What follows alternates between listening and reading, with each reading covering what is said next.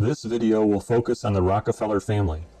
Our goal is to unveil the ambition and ability of the Rockefellers to create a one-world government. The following quotes will help demonstrate the ambition of the Rockefellers.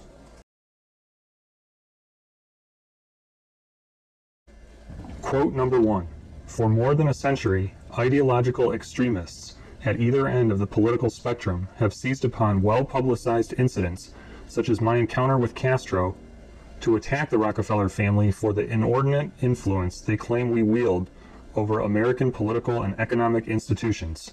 Some even believe we are part of a secret cabal working against the best interests of the United States, characterizing my family and me as internationalists, and of conspiring with others around the world to build a more integrated global political and economic structure. One world, if you will. If that is the charge, I stand guilty, and I am proud of it. Page 405 of Rockefeller family patriarch David Rockefeller's autobiography, entitled Memoirs. This particular quote reveals a sinister plot by the Rockefellers to work against the best interests of the United States to create a one-world government.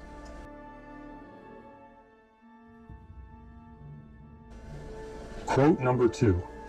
We are grateful to the Washington Post, the New York Times, Time Magazine, and other great publications, whose directors have attended our meetings and respected their promises of discretion for almost 40 years.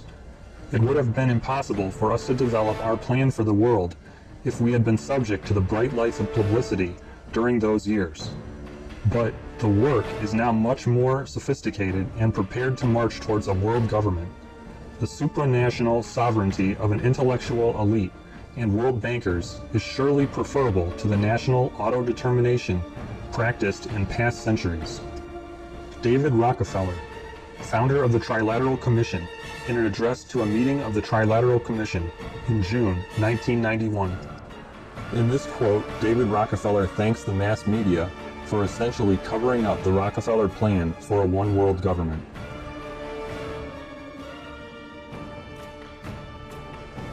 Quote number 3. The drive of the Rockefellers and their allies is to create a one-world government, combining super-capitalism and communism under the same tent, all under their control. Do I mean conspiracy? Yes, I do. I am convinced there is such a plot, international in scope, generations old in planning, and incredibly evil in intent. Congressman Larry P. McDonald, 1976. Video clips of Larry McDonald speaking on the New World Order are available on YouTube and are also located in our favorites.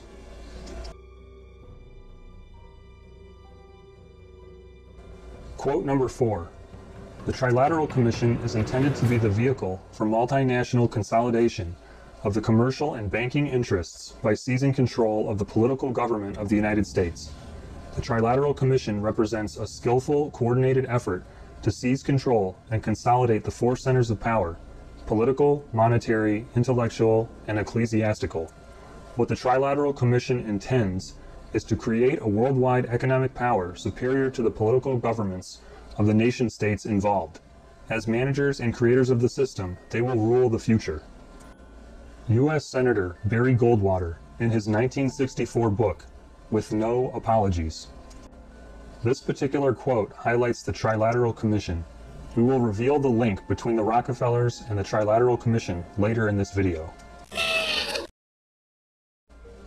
Many of these quotes are extremely shocking.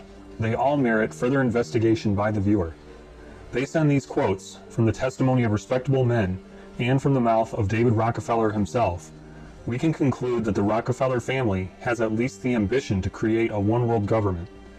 Yet, ambition and the will to bring a one-world government to fruition are ineffectual without the means to do so.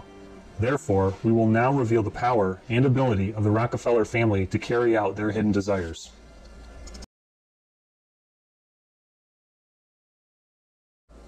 As many of you already know, the Rockefeller family is one of the wealthiest families on the planet, with independent estimates pointing upwards of 11 trillion US dollars.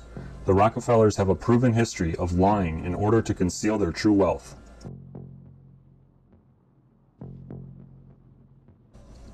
They own the majority stake of ExxonMobil, which is the world's largest publicly traded oil company and the world's largest company by revenue. Exxon holds the record for highest profits of any company ever. The Rockefellers also own J.P. Morgan Chase, which is the largest banking institution in America by deposits and market cap. Chase, in turn, operates the largest hedge fund in America.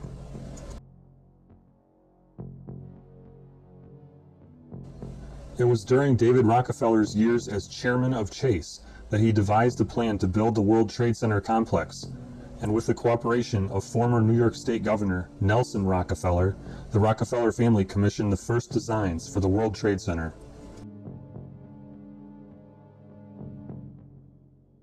Along with the World Trade Center, the Rockefellers have been involved in many large real estate projects, such as One Chase Manhattan Plaza, the Council of the Americas, the Museum of Modern Art, Colonial Williamsburg, the Lincoln Center, the Embarcadero in San Francisco, and many more.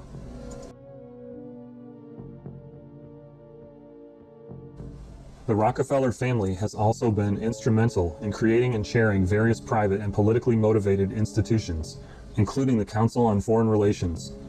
From its inception, the Rockefellers funded the Council on Foreign Relations, while John D. Rockefeller Jr. created the first CFR headquarters, and David Rockefeller became the youngest director of the Council on Foreign Relations and subsequent chairman.